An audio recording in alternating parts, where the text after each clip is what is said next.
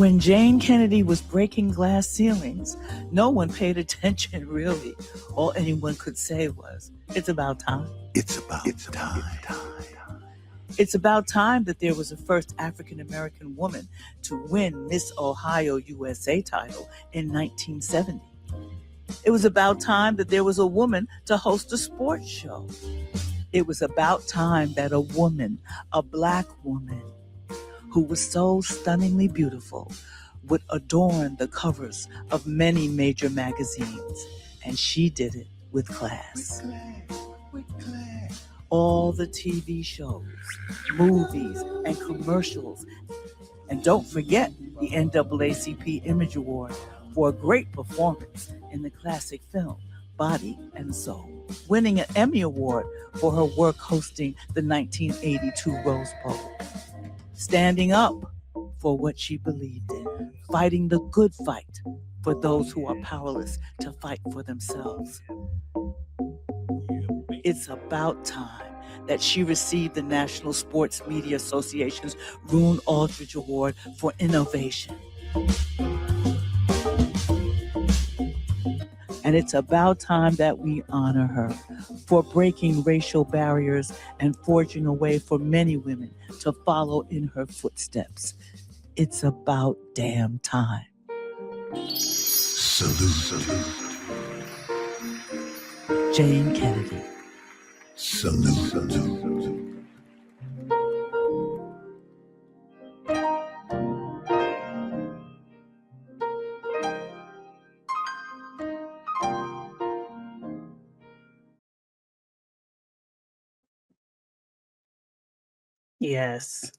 Yes, it is about time. Good afternoon, everyone. Thank you so much for tuning in. I am Marisa Tigney, host of the Heard That with Marisa Tigney podcast. And this is a crossover between my pod show and Dr. Tachi's Mediascope.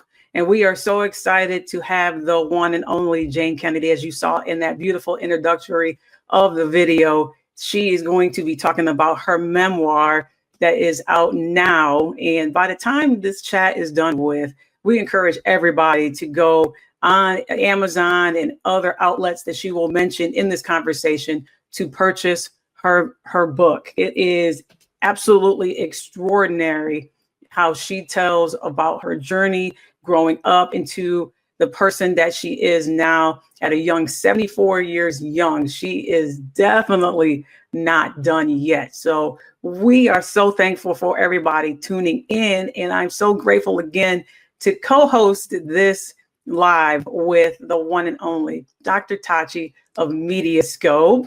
Hey! There she is, looking all lovely. You're looking lovely too. Listen, we have a Thank special you. guest today. For once, can I come on looking like I have sense? So here I am, trying to keep up with you, Marisa. How are you? I am so good. I know that there's people that are watching that are dealing with this crazy weather that's happening right now, the snowstorms and such. And so hopefully everybody is somewhere warm, somewhere safe, and tuning in to this incredible program today. Absolutely. And I'm sending you all some Florida sun because it's 70 something here today. And come melt all this that's happening right now. Please push the sun this way.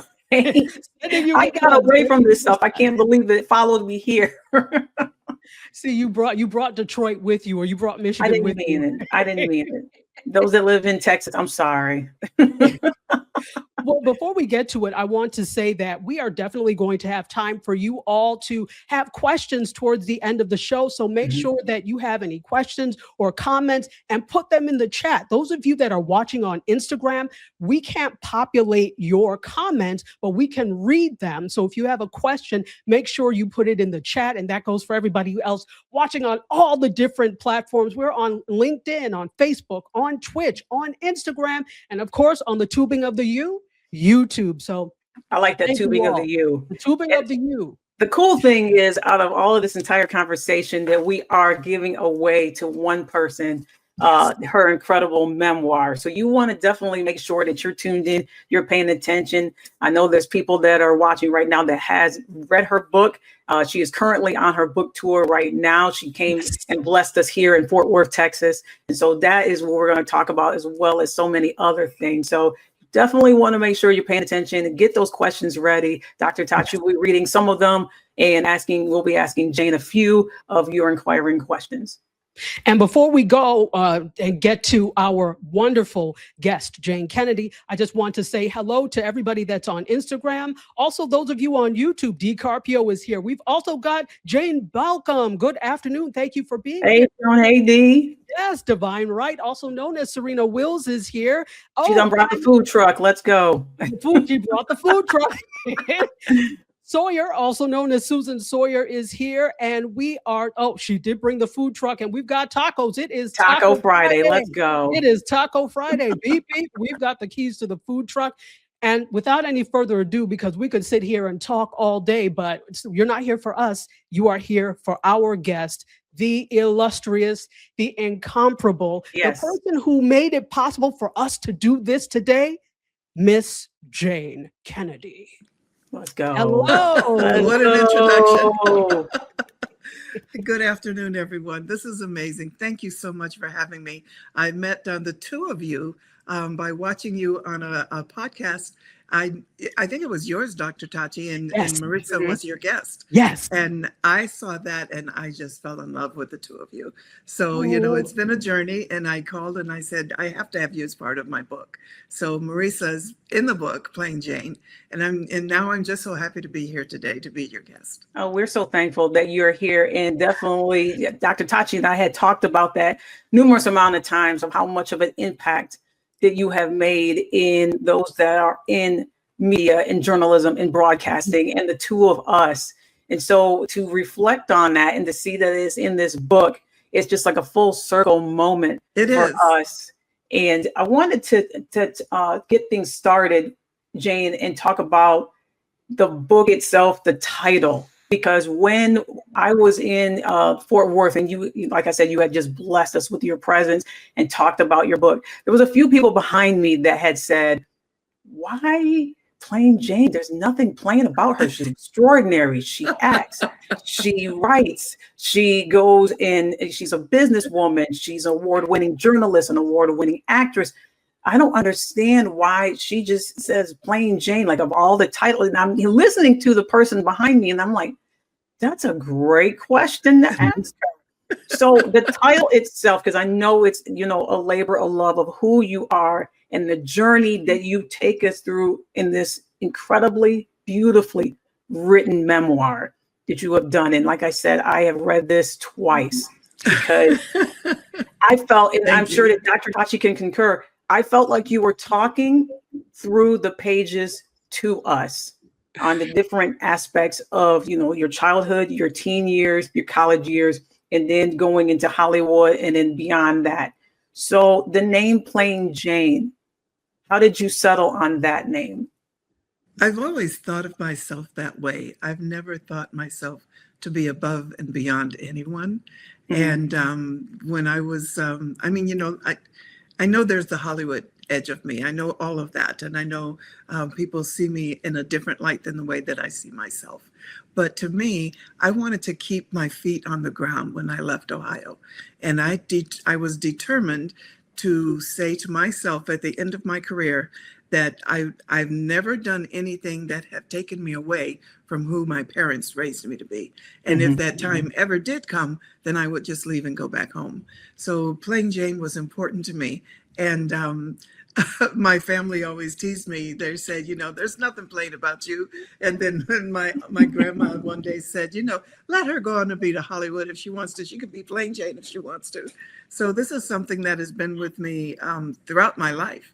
It was a commitment to just remain who my parents made me to be. Fantastic. I was thinking that same thing. I was like, plain where? Yeah. Yeah, because her resume speaks for itself, who she is. Yeah. And I love being glamorous. I love being, because my mom taught me how to sew. So I made thousands of dresses, and a lot of them I wore on award shows. And once I got into Hollywood, and but and I love having all the achievements that I have made in my life. But those are things that I did. It was never who I was. And so, and I wanted to make sure that in writing this story, and there were many other titles that I could have used, but I was committed to keep playing Jayne. And when I did present it to the publisher, I was sure they were going to change the name. I was sure they were. And I said, they don't want this for the name of a book. But they did. They kept it. So, they saw who I was within the title and then on the pages. Mm. So in going with that, like in reading this book, first of all, I have to tell you, I read it in one day. I think I sat down and I read all 462, well, it's 430 odd something pages. And I read it. I started at 1 o'clock. I was finished by 8. So wow. It was that riveting, that engaging, and it reads almost sing-songy. Is a back and forth. So you open it with this revelation, and I was like, oh, but then I forgot about it, because then you go into your family, then you go into being Miss Ohio, then you go into all these different things, but then you go back to visit things again. So there's almost a back and forth. I'm wondering who made the decision, or how you made the decision for that to be the cadence of this book. Well, initially when I started writing, I had it's in 4 quarters, and I had started with Jane Harrison, which is my maiden name, and I wanted to tell about my life growing up. And then the second part was Jayne Kennedy, which was my life in Hollywood, getting married, moving to Los Angeles, and all the work that I did in Hollywood, and all the glory that I never anticipated when I left small town Wickliffe, Ohio. And then you go into the third quarter. I did write this in quarters because of my years in the NFL, but I did want the third quarter to be about my daughters and my family present day. And then the fourth quarter was supposed to be, so who are you when you're no longer, you're the daughter of 2 parents, a wife to someone, a mother to someone. And so who are you? Who are you at your authentic core? Even more reason to keep it plain and simple. And so when I'm writing this book, I finally got to the last part and I said, you know what? I'm not done yet. And so then I had to write overtime. So it didn't end up being 4 quarters, but it did go into overtime. And that was because I came to a realization in the 4th quarter that it wasn't about me. It was about the universe. It was about my standing. It was about finding myself because of who I was, realizing that it's my ancestors who have made me who I am. And it's not about me when I say, I did this, I did that, I did this. It was because God made it possible for me. My ancestors and their lineage, my father, my mom, they made me who I am. And I could never forget that. I could never pass that and get to the last part of the book and not acknowledge that. So it was very important for me to go forward, because if I truly was playing Jayne, I had to turn away from who I thought I was as an individual, but who was I at my authentic core. That is so good. I think the big thing too, Jayne, that you just said that is very important is authenticity. And in the industry of what you've done in the media core, in the journalistic core, throughout this book, the thing that I caught through all of that is your connection to people.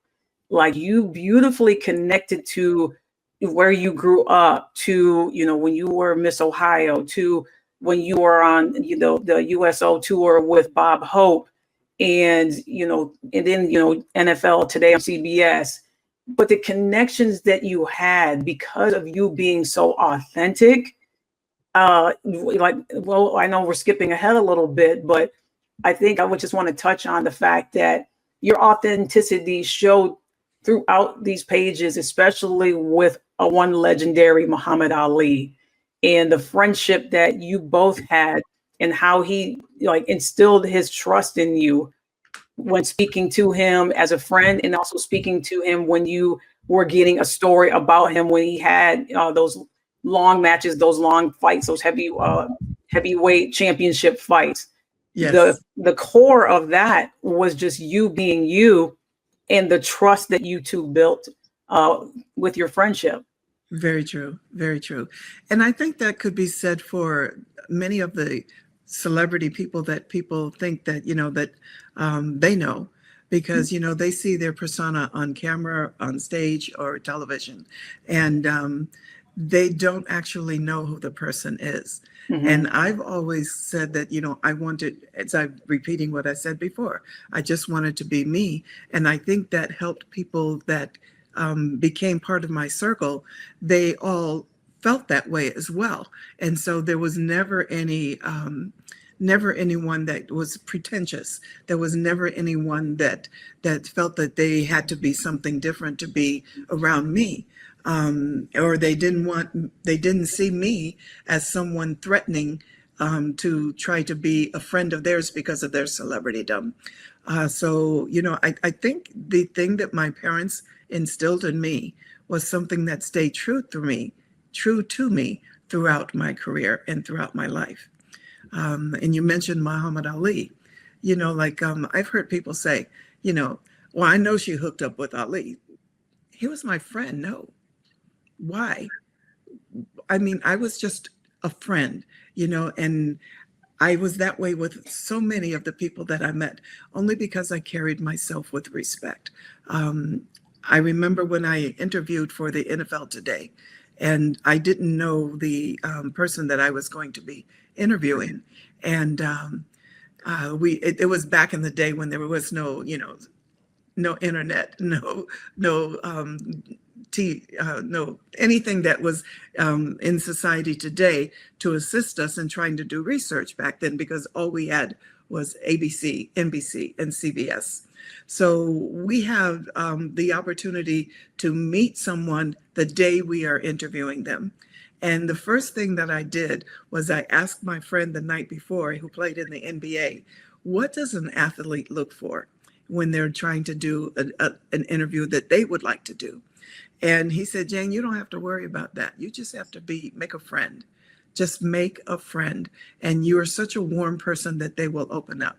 So when I went into the studio, and I'm getting ready to do my interview with this guy, I saw a backgammon board in the corner. And I said, hey, do you play backgammon? He said, oh, yeah. So we played backgammon for like 45 minutes. And by the time we got on stage to do the interview, we were friends. And then I had people like Walter Payton issuing an edict around the NFL. And he said, we're going to take care of our Jayne Kennedy. He said, I don't want anything going wrong with her in the position that she is right now. And it spread throughout the NFL. And I had athletes that respected me. So that's why it was easy to do the interviews. I respected them, they respected me. And it was because I never pretended to be anyone else than just myself. Wow.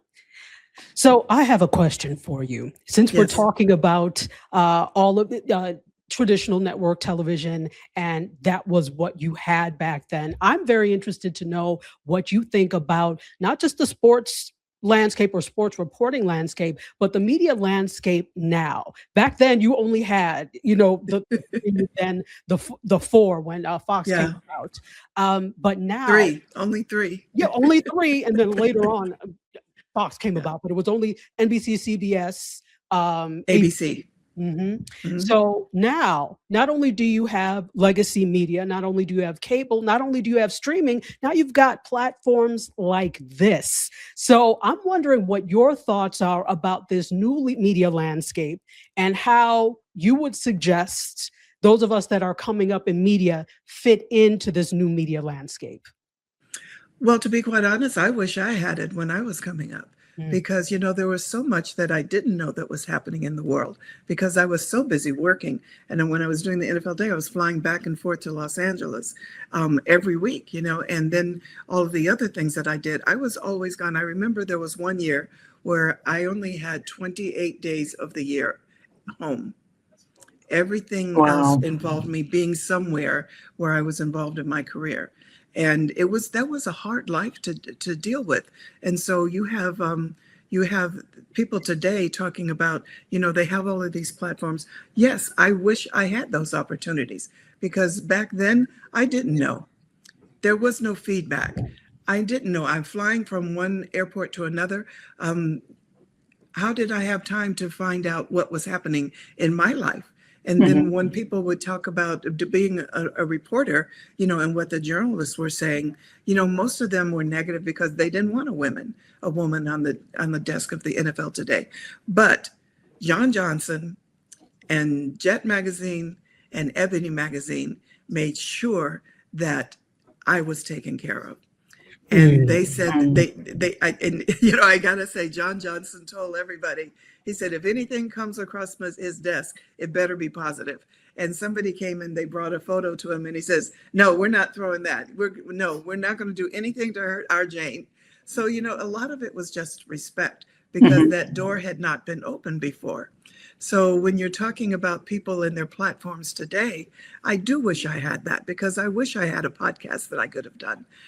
When I did my Love Your Body exercise program, we had one of the first exercise programs in America. Me, Jane Fonda, and Richard Simmons, and we were the only three. And so, how did we get that out? We were selling records. You know, like it was on a record. You know, the first Love Your Body was on a record, and then we'd into tape when I had a deal with Columbia Pictures. And so, and then I get at the top of the chart. And it's going so well, but I have no way to advertise it other than paying $1 billion for advertising, which I didn't have. Yeah. So, you know, if I had these opportunities that they have today, I would take full advantage of it. But you also have to remain who you are. 100%.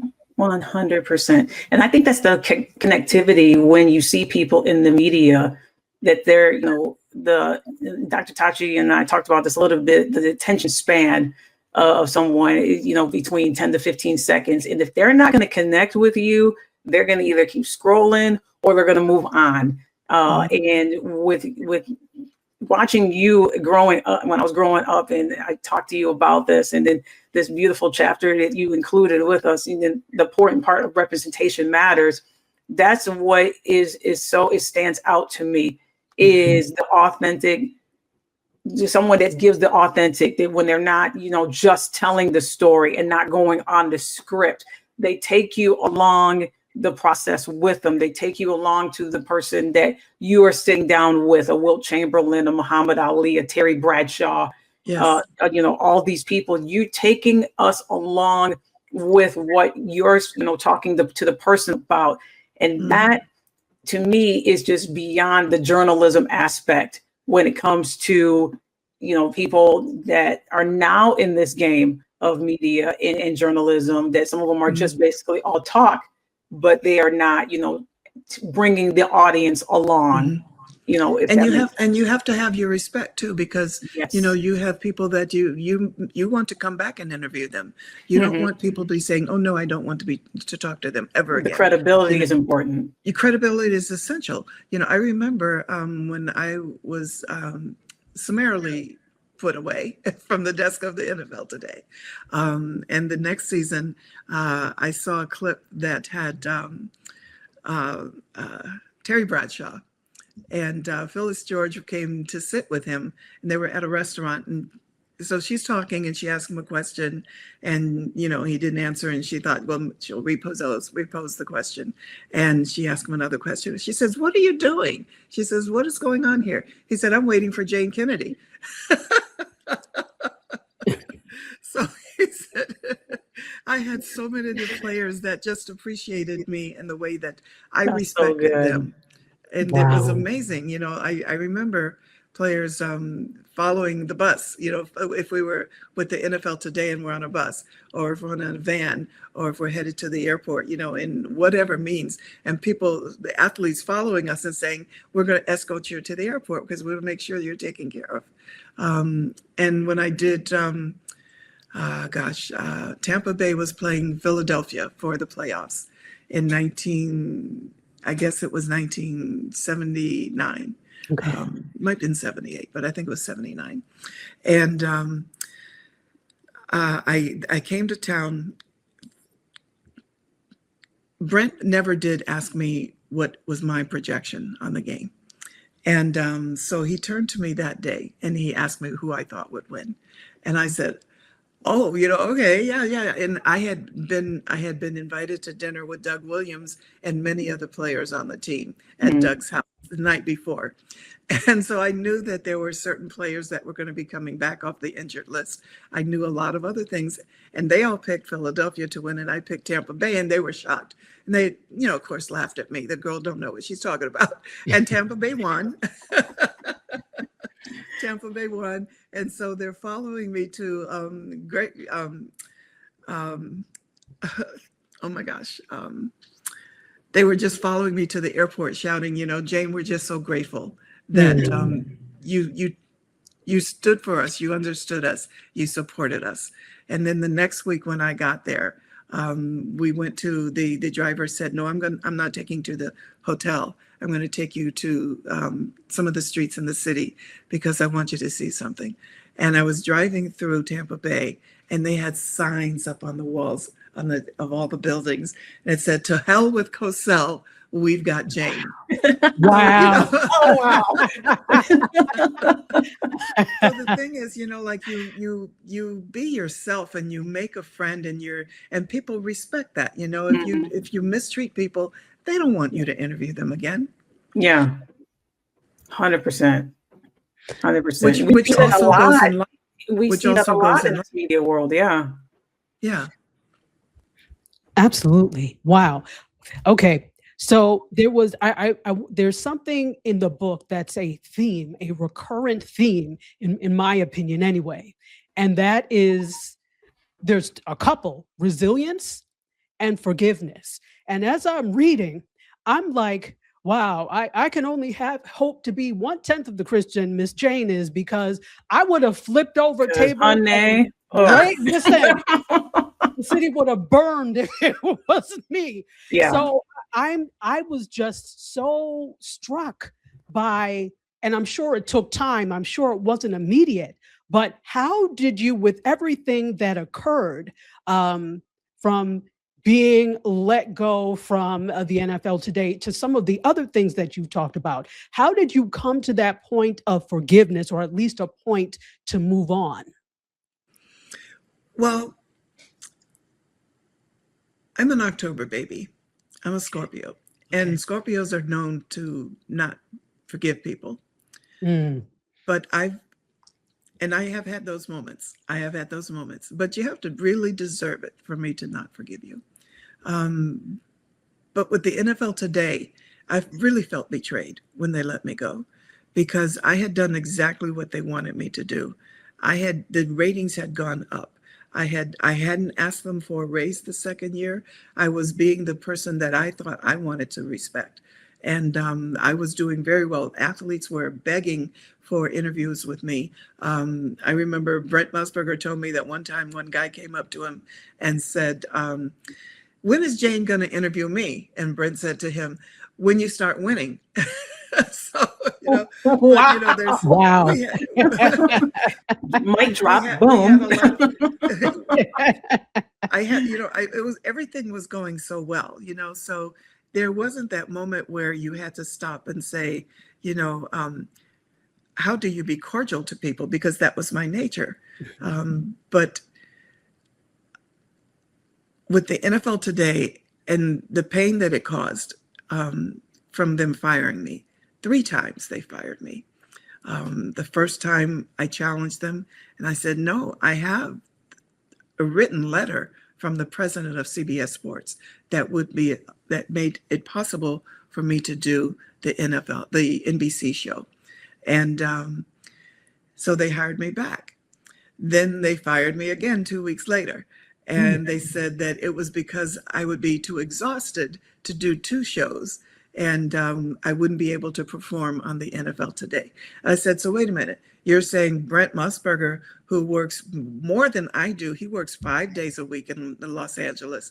We fly the same plane back to New York on Friday. We fly the same plane back to LA on Sunday night. He does his 5 days a week. And you're telling me that a woman can't and a man can? So then I hired Gloria Allred, the attorney, and then she said, you know, this is discrimination. So they hired me back. And then about 3 weeks later, they fired me again. And the complaint was so generic that there was nothing that I could fight. But I didn't know for many years because I carried that bitterness for a long time. And then many years later, there was a book that came out by Rich Podolsky, and it's talked about the NFL Today. And it explained how Phyllis George had been agreed to bring Phyllis George back in December before the Super Bowl even came in February. They had a handshake deal in December that they were going to get rid of me. And here I am at the Super Bowl, and they put me in a helicopter hovering above the city so that I couldn't cause a problem. Because every time, you know, not every time, but many times when I was supposed to do my segment, they were throwing the show to the NFL Today, to the Gingerbread House with Phyllis George in Beverly Hills. And I'm up in a freaking helicopter. What am I going to do? So when I land, Irv Cross came to me and he was just hugging me. He said, Jayne, there's nothing you can do. I said, but what's going on? I don't know what's going on. I didn't know what was going on until Phyllis George appeared on TV that next fall. When they fired me, they had all these reasons. Nobody ever called me. Nobody ever told me that they were bringing Phyllis back. Nobody had told me what their plan was at all. And so I held that bitterness. I did for many, many years. And then 2 years ago, they asked me they were doing a pregame special at the Super Bowl. And they only wanted to do me and Brent Musburger because we were the only living members left. And did I say living? We knew what you meant. That's why. Living live. We understood it. Hey, 74, man. Stumbling over words, saying the wrong word. Sorry about that. We were the only 2 living members of the desk left. And I told them, I said, I would only do the show if you allowed me to speak my truth as I know it. And I figured, you know, they're going to edit it out anyway. But they said yes. And then when the show aired, they left it all in. They left it all in. So they allowed you to tell your truth. They allowed me to tell my truth. And I just felt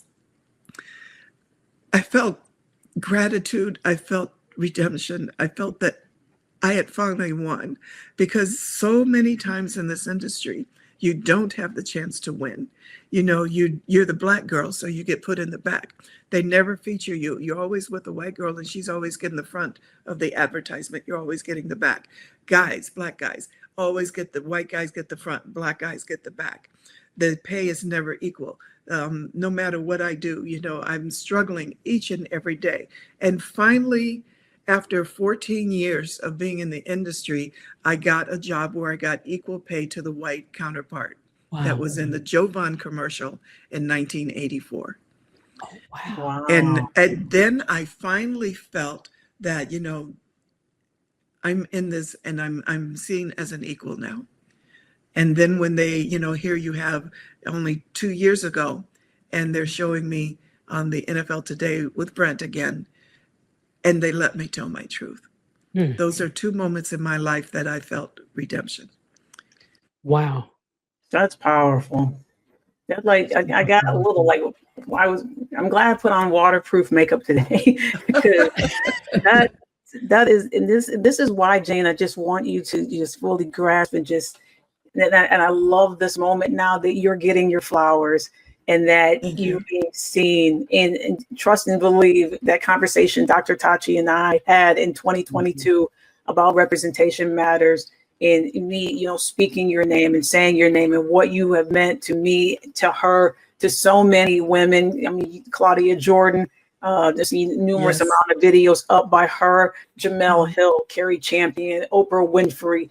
The doors, the ceilings that are shattered would have not happened without you, 100% without you and what you have gone through. And I think of also the special that you were on with the 3 other ladies, and I want you to talk about that with you and Pam Oliver and Taylor Rooks and Stephanie Reddy. And I watched that, and I like at the end of it, I teared up because of you had 3 ladies that have been in different genres of, Pam Oliver in a sports thing, you doing sports and entertainment, Stephanie Reddy doing news, and then you have Taylor Rooks, who's grasping what you 3 went through, and all of the racism, the bigotry, the ostracization, all of the things that you went through. And for her, I mean, literally, she teared up. I teared up, and I'm sure that other people that were watching it had that same reaction, Jayne, of just us realizing this was not an easy road, but you did not quit. And I think that that's the message that I want the younger people that don't know me to realize. You can never quit. There's so many reasons that will cause you to quit, but you have to believe in yourself enough to stay strong. There's so many instances that I could have quit, walked away, and I did actually, but then I found myself again. But in the time that I did walk away from the industry, I found another reason. And I said, maybe this was God's plan all along, and I have these 4 amazing daughters that I truly love with all my heart. My husband is incredible. We've been married 40 years. And so, hell yeah, they deserved a place in the book. So, I wrote about them. And, I just wanted people to know who I was. And if you don't know about me as a mother, you don't know who I am. And I thought that was important. So, yes, for younger people to see and to know what I've accomplished. And, I'm not saying it in a vain perspective. I just know that the road was truly a challenge every single day. Every single day. And I don't want to focus on the NFL today, but there were so many things that were impacting my life throughout my life. When I had been familiar with, Jet Magazine and Ebony Magazine and Essence Magazine supporting me all these years in my time as an actress. And, I've been doing all these television shows, and I've got Flip Wilson, I've got, Dean Martin, Sammy Davis Jr. They're all friends, and people that were counterparts with me. I've got people standing up for me in interviews. They're saying, no, we want someone white. And then Marla Gibbs says, no, I want Jayne Kennedy on the show. And they said the person is supposed to be a school teacher who knows about sports. Jayne is perfect for that. And the producers kept saying no. And she said, then I'm not coming that day. So you have to have those other people too in your life. It's not a journey that you travel on your own. And it's interesting because when you talked about, you made a lot of firsts. You were the first Miss Black Ohio, which then by default made you. No, not first Miss Black Ohio. Miss Ohio that happened to be Black. Oh, the Black first... Miss Ohio is a different pageant. Ah, okay. No, yeah, not Miss Black Ohio. The first Miss Ohio who happened to be Black. So sorry, I put them too close together for people to get. So then it also follows by default that you were also the first Black woman to represent Ohio in the Miss America pageant. Is that correct? Miss USA pageant. Miss USA pageant. Okay. Yes. 2 different pageants. So you've made a lot of firsts, and those firsts have afforded us to the opportunities that we have today. But it feels like that not only are we still making firsts, but there are still the things that you talked about are still things that we are facing. So it's uncanny when I'm reading through this and I'm like, okay, yeah, that's pretty much the same. One thing that struck me was that when you were in Miss USA, the pageant, there were two of you, I believe, that were Black women. Yes, and one Miss New Jersey. You and Miss New Jersey. Mhm. And basically, you all were kind of like, well, we're not going to win anyway, so we're just going to kind of get to know Yeah. each other, that type of thing. And And there was also Debbie Shelton, who was Miss Virginia, and Virginia had won the previous year, so they said, well, they'd never have back-to-back winners. So she and I became great friends. So something. And she ended up winning. She ended up winning the pageant. Wow. She went. Okay. She won the pageant. Miss USA That's competed amazing. in the Miss Universe pageant, and I ended up working with her many years later. A friend of mine, George Slaughter, who produced the Rowan and Martin's Laugh-In, who gave me my first job. We were doing a job in Hawaii, and they said, we don't want you to know who the cast is. You know, you'll see them when you get there. And I get there and she walked out of the trailer and I'm going, oh my God. It was so happy. I hadn't seen her since the pageant. So, you know, that was really refreshing to see her. And that's one of the things that's beautiful in this life. You know, the friends that I meet and the times that you run across each other again. Wow. Well, we are coming up on time very soon. Marisa, do you think it's okay for us to take a few audience questions? And Jayne, are you okay with taking a few audience questions? I can do that. I'd like to also talk about my, you know, like people say, well, what are you doing now? Well, the book is out and they also line of fragrances out. Oh, so yeah. I have, I created with a designer, a fragrance designer, a fragrance called Jayne Kennedy Sun and Jayne Kennedy Moon. And it's available at JayneKennedy.com. It's great for a Valentine's Day gift. So, you know, that's just, but I wanted to keep the essence of who I am, which goes back to what I said in the beginning.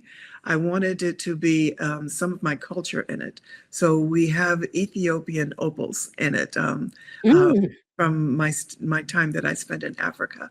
And it has tobacco leaves in it, which is my mom grew up on a tobacco farm.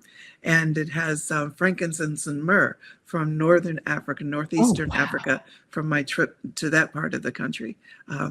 So it was just, I should say to that part of the continent, my apologies. But, you know, I just wanted to have something that meant this is me and not just a flowery fragrance. So I hope everybody enjoys it. But it's an afternoon, which is Jayne Kennedy Sun, and an evening fragrance, which is a roll-on, heavier fragrance. And it's Jayne Kennedy Moon. I like the options that you gave. That one is a spray and one is a roll-on. Yes. I like that. Yes. Now I want to ask, because I'm a fragrance girly. As soon as I said that, I said, "Oh, let me find out. Can you layer them? Are they? Is it appropriate to layer them? To layer them? Yes. Yes. Okay. Yes. Yeah. And we have men that have come to it and say they at some of the book signings, and I have the samples there, and they said they love it. You know, so it could be it's an earthy smell. It's not flowery whatsoever. So yeah, you know, anybody could wear it. Wonderful. So again, it's Sun and Moon. Yes, Jayne Kennedy Sun, Jayne Kennedy Moon. Wonderful. So you can pick that up at JayneKennedy.com, not just for Valentine's Day, L365. Right. And then we'll put this up again at the end, but we definitely want to make sure that you all dig into this book. It is available at JayneKennedy.com and other booksellers, but JayneKennedy.com will take you straight there. It is a fantastic read. I told you I did it in a few hours because it is that good. It is that wonderful. And there are that many lessons to be learned. Absolutely. I also want to say to the listeners that it's not just about the NFL today. People are so familiar with me in that regard. But, you know, my life has taken such a roller coaster. There have been so many incredible people in my life. And those stories are all there. Those stories are, you know, that carried over when the guy that wrote Roots, I'm sorry, what's his Alex name? Haley. Alex Haley. And he came, I want to write your book, Jayne. He said, I want to write a book about what it means to be a Black woman in today's America and to be a beautiful Black woman. And we were talking, we were at the World's Fair and we were co-hosting an event and we were talking and he said, and this is all in the book, he was talking about how it was so important to take that message. And then he was gone before we got a chance to do it. So, but you know, there's the people that I've been friends with, secrets of that, you know, that I've had and shared, and I just hope you enjoy the book. I mean, it is absolutely. A lot of it was very hard for me to write. You know, before we get a question, Dr. Tachi, I'm so glad you just said this because that was going to be my question. Jayne, because Dr. Tachi, when we were preparing to have a conversation with you, we were talking about certain chapters in the book where for myself, I teared up, like generally teared up. And it goes back to the forgiveness question that Dr. Tachi had talked about. And we had both said, you go, which chapter was it that was like, you know, you were, you know, trying to get through. And for me, it was chapter 32. And that whole entire, the way that Scandal is now versus what it was back then. And just how, two-part question. How long did it take you to write that chapter? Because it was just such a painful, how everything just evolved on, you know, your ex-husband coming and saying that, you know, the tape had leaked out. How long did it take you to write those words? And then when you wrote that chapter, part 2 of the question, when did the healing start for you? Because again, what Dr. Tachi had said about different things that happened to you throughout your journey and what you dealt with and, you know, being angry, but then God showing up and, you know, the forgiveness coming in. When did the healing take place after all of that transpired at that moment? A lot of people mistakenly assume that the tape came out as a revenge piece, as an action of Leon. It was not. Leon and I divorced in 82. We separated in 81. I got married again in 85. I had 2 children by the time 1990 came along. My husband, Bill Overton, and I were producing an amazing play called The Journey of the African American. And it was supposed to run for 6 weeks and it ended up running for 10 months. We were asked to do a command performance by Mayor Tom Bradley when Nelson Mandela came to Los Angeles when he was initially freed. And there we had our cast, our singers and dancers on the stage at City Hall welcoming Mandela to Los Angeles. So everything, you know, everything was shining bright for me. I had had these amazing babies. I had my stepdaughter and, you know, it just was, I was just happy, you know, and there was nothing sad in my life. And then all of a sudden, you know, we're on the road with our crew, 32 members, 32 or 36. And they're on the road. And then we get this message from the next venue that we're supposed to go to in Detroit, canceled because of the tape. And then we get a message from Houston, canceling the show. We're stuck with all of these people on the road. We have to get them back to California.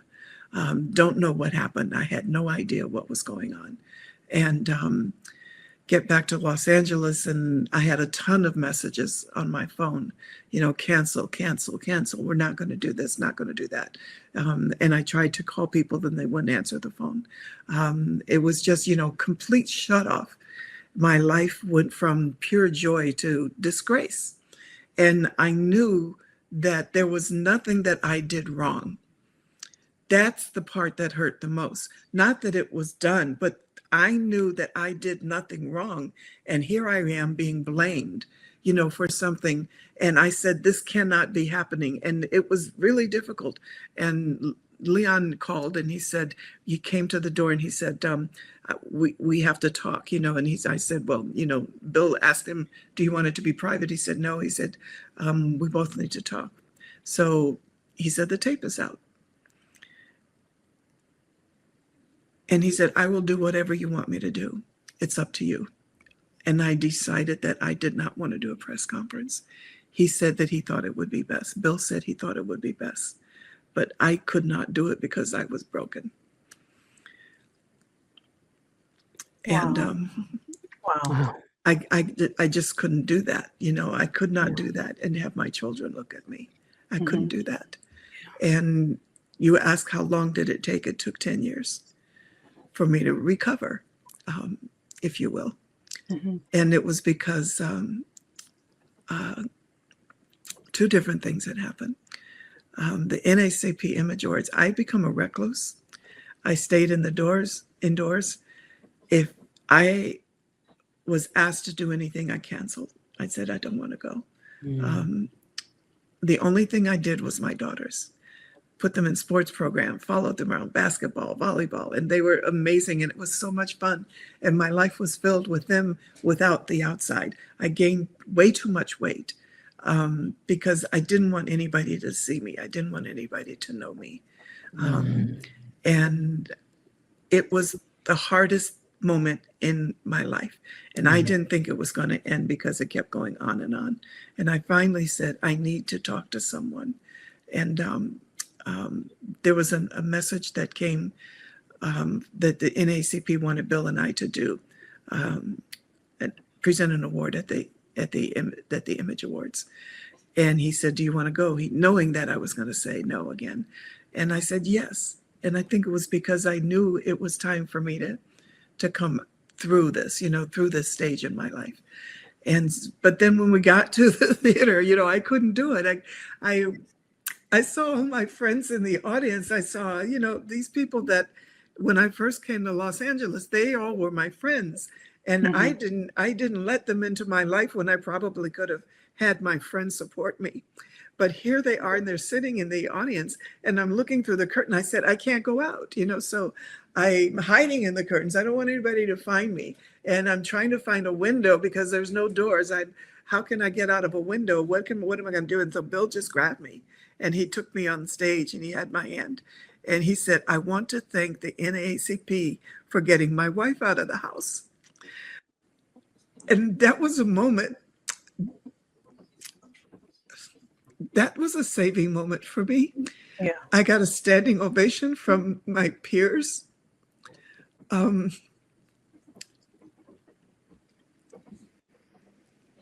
knew that I had to go forward then. I knew that I had to go forward for my children. I decided to put full focus into writing the book. First, I was going to write it for me. Whether it came out or not, I just needed to write it for me. I just needed to get all the crap out of my head. Yes. Yeah. And then I realized, that no, I have to write the whole story. And the whole story included the sad and the good. So, it was hard. It was hard. But 10 years later, my best friend is Claudette Robinson, and I didn't even talk to her during 10 years. Wow.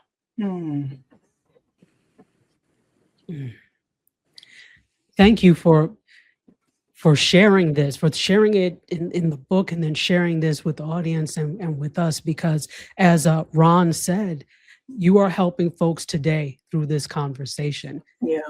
There are other people, I'm sure, that feel that they can't face people, they can't face what they've been through, but by you sharing this, hopefully this gives them the resilience to start to face it. I mean, you walked on stage in front of how many thousands of people at the NAACP Image Awards. So thank you for sharing this story. Thank you. I have to get to the place where I am whole. again. Yeah. Just all of this helps. All of this helps. And my, like I said, my daughters. I love how you talked about them in this book. I love how you the first words was, I love being a mother. I do. You told so many stories about Savannah playing basketball, about Zaire, about Copper Joy, about Cheyenne. Like each of them had their moment in the sun, if that makes sense. You had talked about what they loved and what you loved about them and interacting with them. And the part where towards near the end of the book where Savannah, and correct me if I'm wrong, Savannah was the one where there was pastors that laid hands on her and prayed over her. Yes. I would say that. And then, her little hands on your face and y'all bump noses and everything. Oh my God. I'm like, I know that you like melted, like just reflecting so much on each one of them. But I loved how we got to know them through your voice in this book, right? Like we saw what you loved about each of them. You set it up so beautifully about their personas and how, one of them is protective and the other one is pretty much a showstopper that, can make the crowd stop and just look at her. And just the other one that's just, is a thinker, and they all have that gift, but it's tied beautifully in a packaged beautiful box with a big bow. A love letter to your daughters, basically. Yes, that's what I was going to say. It was a love letter. It made us, like, we were talking the other day and she was talking about, so I said, she was like, I think Savannah. I said, no, that was Copper. So I'm like, no, that was Copper. Well, we know them now. No words. And that's why we felt like we were there growing up with them in this book. Yeah. Yes. Well, so people have told me that they feel like, the feeling of, and you know what?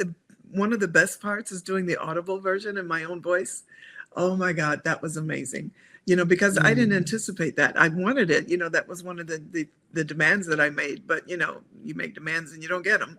But they allowed me to do the Audible in my own voice. And that was incredible. I had never done that before. I tried to do it and serve it justice. But by the time we got to the end, I was I just loved the whole process. And I begged them, I said, let me go back and do the first 2 chapters because, I wasn't getting those when I first started. But, that was truly an experience. And that's available. That's also available at JayneKennedy.com. That's so good. Yes. Fantastic. We got some questions. Yes, because great. we don't want to take up too much of your time. We respect your time that you've spent with us today. So let's go. G.R. Houston Jack asked, is there a moment or a lesson from your life that you didn't make it into the book, not because it wasn't important, but because it was still unfolding for you? I love that. That's a great question. Yes. That's a great question. Yes, there are many questions there are many things that are not in the book. My original draft, when I signed my contract with Disney, they said to me, you're going to have to write 350 pages. Like that was going to be a challenge, and I couldn't do it, So I said, well, okay, that's fine. I've already got 879 pages and I'm still writing. So, the challenge then became, what do I take out? So yeah, there's a lot that isn't there that I would have liked to seen remain in the book. I had an entire chapter that just ended up being 2 paragraphs. But, it's so hard when you're writing with editors and people and deadlines and money and, I'm trying to tell my story and lay it out. And then I'm talking to people about doing a film on it, a docufilm, and I'm knowing that that's not going to have everything in the book in it, so you got to pick your points and you pick your moments and try to find out what's best for the different genres of the project. But, I enjoyed the process. And like I said, I took it wasn't like I had deadlines. I took it step by step when I was ready. And I'm proud of it. We are too. Thank you. We are proud of your book. Extremely proud. Okay, we also have Susan Sawyer, who asked, How did you come to get involved with sports journalism after acting? Well, in the 70s, there weren't very many opportunities for someone looking for a career in entertainment. So I had been working, trying to get to know whoever I could, which I would suggest to any of the young people out there. You have to make your presence known, because it's not often by the resume that gets you a job. And so in my chance, it wasn't always my acting resume or going to an interview that was going to get me a job. The jobs came with who do you know and how do you make those connections work for you. So I always advise that. But, back to the question, he said what? How did you come to get involved with sports journalism after acting? Yes. So back in the 70s, as I was going to say, you have to realize there weren't many opportunities. So my approach to it was to do anything that I was capable of doing. When the job opened for the NFL Today, I knew that I could do that job. I had sports experience, and I had a lot of people that were friends of mine that were playing in the NFL and NBA. My father had 5 daughters. Before he finally had a son, we all played sports, but we were pre-Title IX, so we didn't have opportunities to play like some of the women do today. So, this was my chance to actually truly get into sports, which I had loved my entire life. And if you're asking this question, let me ask you, do you remember Bobo Brazil? Do you, and the Cocoa Butt, those are people that, I grew up with, and I used to be the girl that was on the back of my uncle's motorcycle. He did stunt riding. So I would sit, I was maybe 10 years old, and I would sit with a spoon in my mouth, a raw egg in the spoon, and I would turn my back to him and hold around his waist as he raced the motorcycle, lying down between cones as close to the ground as he could, because I was daring, because I love sports, and I was a huge Browns fan. So when this opportunity came, I said, if I can get this opportunity, I know I can do the job, just because I believed in myself. And I got no training. They threw me on the desk. They wouldn't give me any training whatsoever. And I didn't even go into the stage room until my first day on air. So there were so many things that were working against me that I had to make happen myself. Leon and I had made a 10-year plan, and that plan was to meet and challenge everything that we possibly could. And we achieved that. The unfortunate thing was, at the end of our 10-year plan, with the success of it, we had lost our marriage. But I did know that I could do that job. I did not know how amazing that opportunity was, and how many doors that opportunity would open up for all women. For, when I look back and I see how many people have been able to benefit by me just going in and saying, okay, I'm going to do this job, and the clacker clacks and it says Jayne Kennedy, and then I got hired. Who knew that we would be here today? Yeah. With all these beautiful people doing this work. And I'm so happy to be a part of it. We're grateful for you and what you have done and what you have paved the way. And when people speak your name, immediately that comes up is, she's a pioneer, she's a trailblazer. Near the end of the chapter, the Representation Matters chapter, going back to that real quick, and all the stories that you told about people walking up to you and thanking you, and how much you inspired them in your life. And then, fast forward to today of, you going on Tamron Hall, soon to be the Sherry Shepherd show, getting your flowers, your well-deserved flowers, Jayne, for what you have done and what you continue to do. Because, as you beautifully said on this book tour, you're not done yet. There's other things that you are going to be doing. I'm so excited that you are going to do a documentary of your life. And that is not coming from anybody's mouth, but from you, just like this book.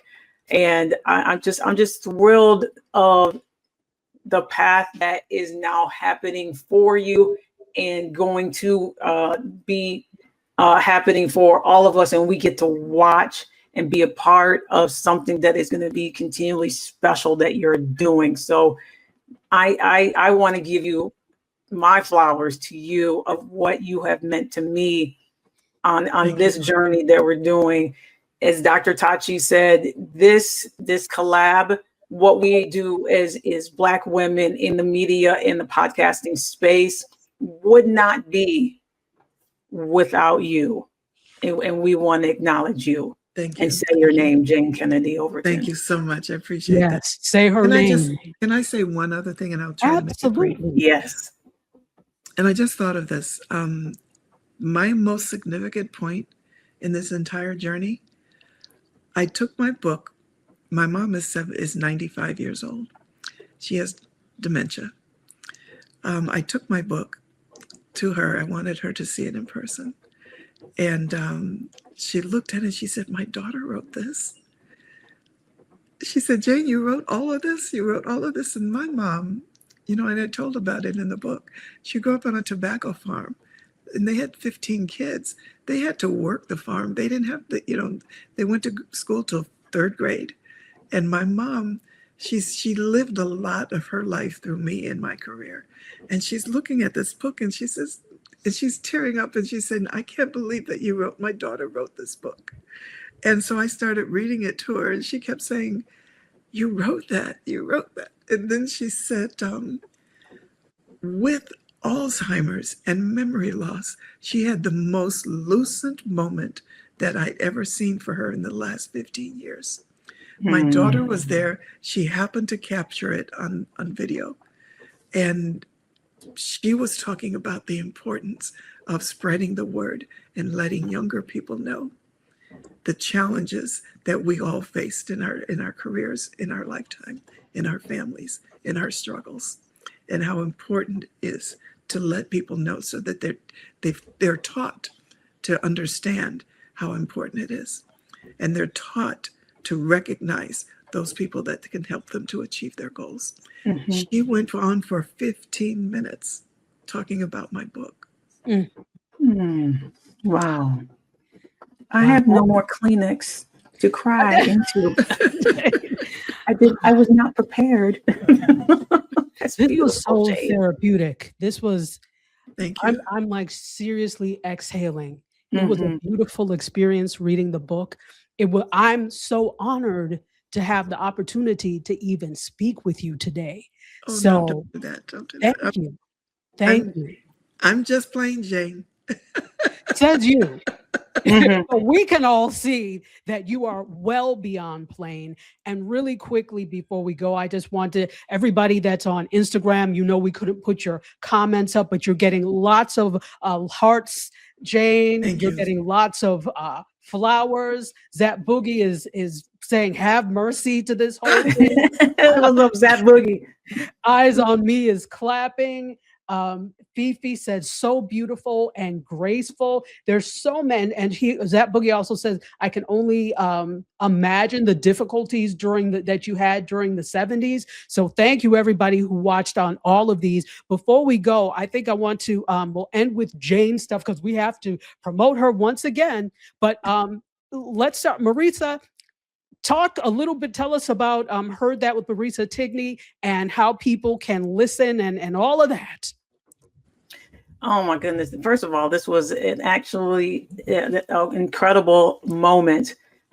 This will not be the last collab that I have with you, Dr. Tachi. So let's just bookmark that right now in this video. That's a good idea. That's a great idea. I love that.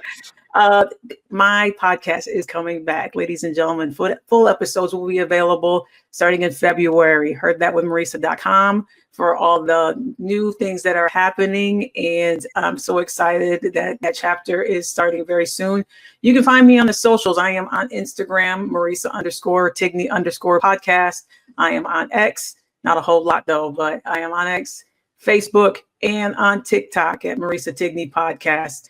And again, Jayne, this was an absolute thrill, a delight, an honor, a treat of what you're doing, what you continue to do. We are so humbled and grateful to be in your presence. And I just thank you so much. And you are my forever friend. And I am so proud of you for what you are doing and what you continue to do. And y'all get out there and please, we want to move her to New York Times bestseller list. Yes. So Yes, please. Get this book, please, please, please. Yes. I want to Buy wake the up and book. see that Plain Jane is #1 on the New York bestseller list. Yes, I'm looking right to the camera. That is my wish. Thank you. Please, y'all, she takes you. you on an incredible journey of her life, and it's beautifully written in this memoir. So let's get her to the top, #1. Plain Jane, go purchase your books right now. Yes, and this all started with the conversation the two of you had. So that's just goes to show. That just goes to show, you know, how much you can learn from someone else, and to be open to any possibility. When you have a dream, don't just go through life with blinders on. Be the Michelle Obama in the sleeveless dress. Amen. Yes. Come on, Yes. sleeveless dress. And it just occurred to me that because I'm also running the tech, I've ignored myself completely. If you don't know who I am, I'm Dr. Tachi. I am the host of Mediascope. We're still on sabbatical. We're not coming back till like March. So don't worry. You've got this to keep you warm till March. I'm also the founder of Indie Soup Media, an independent network for independent content creators. You can find me at Dr._Tachi on all platforms. My main one is YouTube. And now let's throw it over to you, Jayne, so that you can talk more about what you have. Well, I have my book, Plain Jane, and I hope everybody goes out and buys one. That would be absolutely great. But, you know, if you're not into reading, you can check it out on Audible, because that is even better. I truly enjoyed the Audible experience, where you can actually feel the voice and hear the voice and experience the telling of the tale. So I appreciate all of you having me. Check me out on JayneKennedy.com for any updates and new events. We're touring on the road. I'm taping Sherry Shepherd next week. It will air in March. And unfortunately, we're going to tape on Monday, but the storm is kind of kicking us, and so now we're going to air in March. But you know, I just really love the idea that that you support me, because it feels warm and it feels genuine, and I truly appreciate all that you do. Thank you. Even if you didn't want our support, you have it now. You have it. Thank you. Nothing you could do about it. Thank you. You were absolutely amazing. Marisa, thank you. Guys, Marisa pulled me into this and said, oh, no, you have to be on. I'm like, did you have to ask? Yeah, I was coming. so well, no, you. I called Marisa and I said, I'm going to be in Texas. I'm going to Dallas. I said, we have to see each other. We have to, because, Yes. we've been talking to each other over the years, and it all began with that conversation that the two of you had. Yes. And so that's another thing that young people have to acknowledge, broaden your scope so that you can help other people as well. And it comes back to you. So thank you. Absolutely. Amen. Amen. And this, to end with Susan Sawyer's words, this truly was a blessing. So we are going to respect your time and let you go. Don't hang up quite yet, because we want to say goodbye to you properly, but we are going to say goodbye to the audience. Thank you all so very much for joining us today. We are, because of you. Listen, make this a New York Times bestseller. Don't let me come back and none of you have bought. Don't let Marisa come back and you're talking about, I still have to buy the book. Buy it today. Today. When we get the bestseller, I'll come back and do the show again. Let's go. Y'all heard that. Yes. You heard that. Exactly. Yes. So y'all need to get online right now, because we want her back. Yes, we definitely do. Absolutely. We definitely do. Thank you so much, Jayne, for being with us today. Thank you, Marisa. And thank you all out there on all the different channels for being here today. We will see you when Jayne comes back, but probably before. Okay. All right. Thank you so much. Cheers.